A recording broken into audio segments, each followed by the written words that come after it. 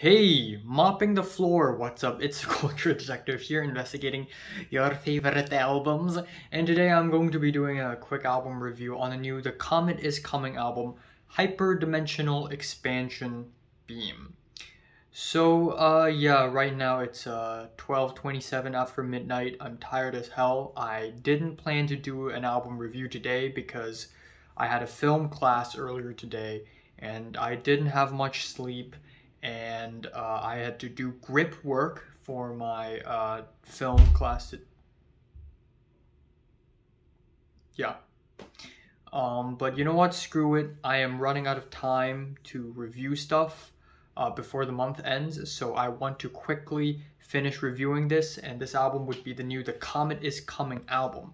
So, British new jazz fusion, rock, jazz outfit, The Comet is Coming is back with a new album. Last time I mentioned them on this channel, it is in 2019 when they released Trust in the Life Force of the Deep Mystery, which is a fantastic new jazz album with futuristic, groovy, catchy, jazzy insanity that I just absolutely love. And now they have another album with a really crazy, wacky album title, and I'm totally down for it. The album starts off with the track Code, which is absolutely amazing. It starts off with the futuristic whooshing noise, and then it crashes onto some intense, busy keyboards, a bombastic beat, and then we have these saxophones slamming into the scene, and they are incredibly groovy and catchy. And I believe the name of the saxophone player is King Shabaka, and he is a killer on this track as well as on this album in its entirety. He is fantastic. He holds his breath and he just blasts through the saxophone like a madman.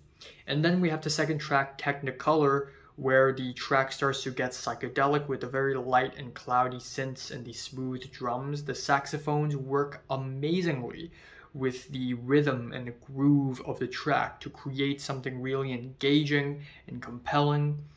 Next up, we have the track Lucid Dreamer, which is a bit of a slower cut with some ethereal instrumentals and reverby saxophones. It doesn't sound bad, but I would say it does sound pretty basic in comparison with what the band is capable of.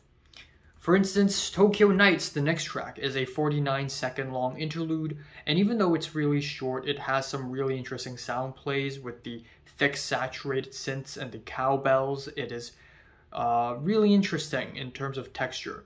And then we have the track Pyramids, where it sounds like something out of Sons of Kemet, mainly because King Shabaka is also the frontman or the front saxophonist of Sons of Kemet. And yeah, because of the hectic, repetitive saxophones, it very much reminds me of Sons of Kemet. And I kind of like it still. It's groovy, it's strange, it's anxiety-inducing, and it has a lot of personality. The next track is also fantastic. Frequency of Feeling Expansion has a really robust and danceable bass. And then the saxophone duets it in a very effortless and masterful way, which I really like.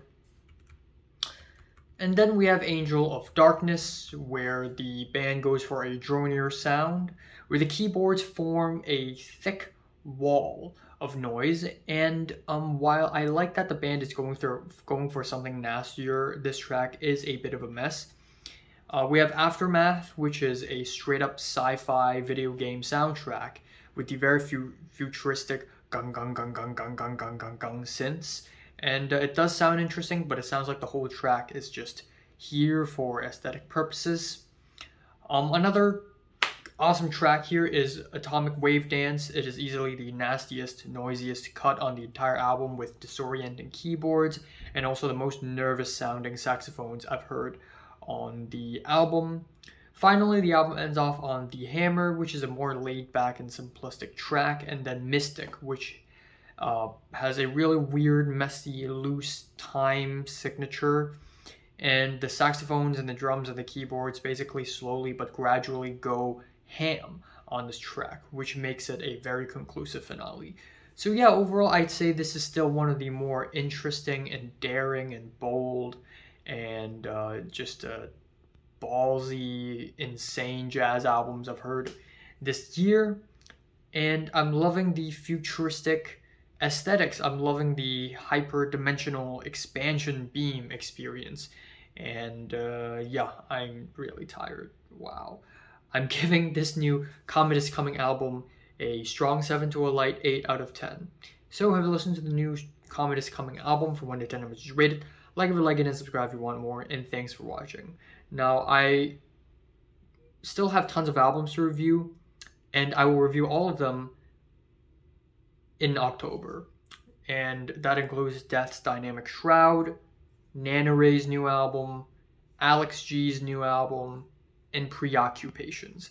And I believe there are tons of other artists releasing projects later in October. I believe Björk is releasing a new album, which is crazy. YG Freddie Gibbs is releasing a new album. Kid Cudi, The Cure is releasing a new album.